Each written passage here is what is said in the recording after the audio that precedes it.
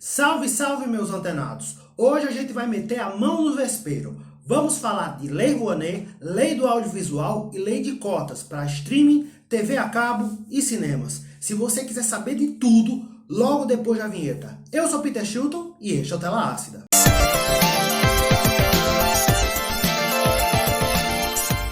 E antes de começar esse vídeo, eu quero deixar bem claro que eu não vou nem atacar e nem defender nenhum grupo político, porque não é essa a proposta do vídeo. A gente vai analisar a situação do audiovisual no Brasil. E em 3 pontos, o porquê essa legislação que está aqui é absurda. Primeiro ponto a se destacar é que a lei não chega em quem mais necessita. Você está acostumado a ver filmes e séries com as mesmas caras de sempre. A galerinha da Globo, a galeria de São Paulo, do Rio. Enquanto isso, quem é produtor audiovisual no Norte, no Nordeste, no Centro-Oeste, que quase não tem acesso a verbas, está praticamente vendendo o almoço para comer a janta ou quando não desiste do audiovisual. Isso me deixa profundamente revoltado. Isso porque a produção verdadeiramente independente, ela não chega no povão. Mas aquela produção com aquelas mesmas caras, aquele atorzinho da Globo que fica chorando por cota, essa sim chega em todo lugar. Então, para você ter uma noção da injustiça, 54% dos valores obtidos pela Lei Rouanet ficam concentrados na região Sudeste, onde fica o eixo da produção audiovisual no Brasil. 12 estados, Paraíba, onde eu vivo, Maranhão, Pernambuco, Rio Grande do Norte, Sergipe, Amapá, Rondônia, Roraima, Tocantins, Goiás, Mato Grosso do Sul, não viu um só centavo da Lei Rouanet. Para quem não sabe, a Lei Rouanet e a Lei do Audiovisual, elas funcionam como mecanismo de renúncia fiscal. Vamos pegar uma empresa como a Petrobras ou a Vale. Elas pagam um valor X de impostos. O governo abre mão desses impostos desde que aquele valor seja investido em iniciativas culturais. É por isso que muitos filmes e séries têm a bandeirinha ou logotipo daquela empresa, especialmente as empresas públicas. O segundo ponto é que a indústria audiovisual brasileira ela tem uma excessiva dependência do dinheiro estatal. E é um dinheiro estatal mal investido. Eu vou explicar o porquê. Em países como França e Coreia do Sul, existem políticas estatais de incentivo. E eu não sou contra essas políticas, desde que elas sejam racionalizadas, o que parece não ser o caso do Brasil.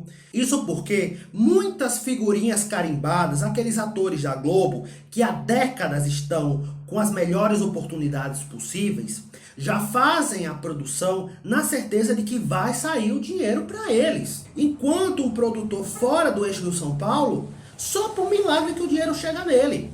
E eu não vejo nenhuma política de fomento ao audiovisual nas regiões mais periféricas do Brasil e que pode mudar realidades. Por outro lado, eu não vejo contrapartida desses mesmos produtores que arrotam apoio à atual legislação. Vou dar aqui um exemplo. Se tivéssemos uma concorrência pública, venceria quem realizasse mais contrapartidas para o ganho desse dinheiro. Vamos supor, um ator X vai produzir um filme.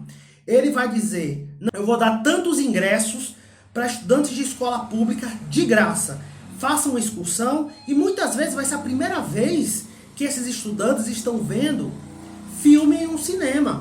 Em boa parte do país, o cinema é inacessível, é muito longe. Eu moro numa cidade com 150 mil habitantes, mas que não tem um só cinema. E o cinema mais próximo daqui fica a 12 quilômetros e ainda é considerado perto.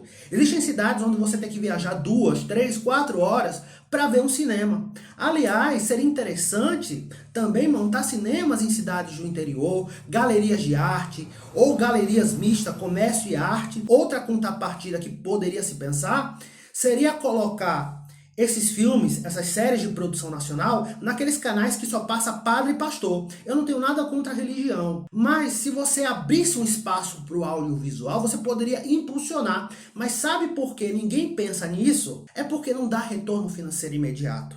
Não existe a chamada contrapartida.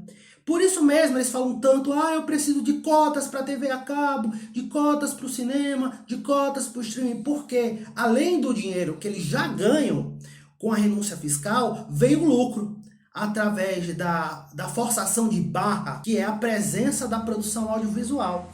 Vou deixar bem claro aqui, eu não sou contra o cinema brasileiro, muito pelo contrário. Eu ficaria muito feliz se essas produções se popularizassem ainda mais. Mas chegaríamos no terceiro problema, de que o cinema brasileiro, o audiovisual como um todo, ele, em sua grande maioria, é excessivamente elitista e pouco popular. Os nossos cineastas e diretores parecem demonizar a produção audiovisual feita para o povão, sem grandes compromissos em ganhar Oscar.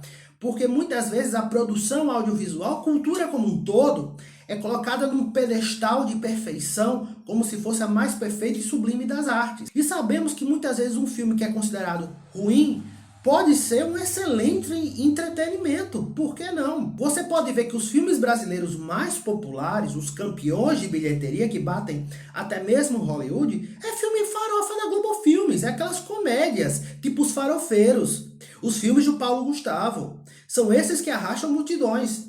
E parece até ver uma certa demonização. E com isso o cinema brasileiro ele é o menos diverso que existe. Então você vê muito filme cabeça, muito filme de arte, Marighella, O Som ao Redor, que tem o seu público, mas que não serão filmes campeão de bilheteria. Campeões de bilheteria, por favor, Peter. Antigamente você tinha os filmes do Mazzaropi, dos Trapalhões, da Xuxa, que eram filmes excessivamente comerciais na visão dessas pessoas, mas que levavam um público que não estava acostumado a ir para o cinema. Tamanha dependência do nosso audiovisual. Para quem não sabe, em 1990 o governo Collor extinguiu a estatal de cinema do Brasil, a Embrafilme, que produzia, distribuía e financiava os filmes brasileiros.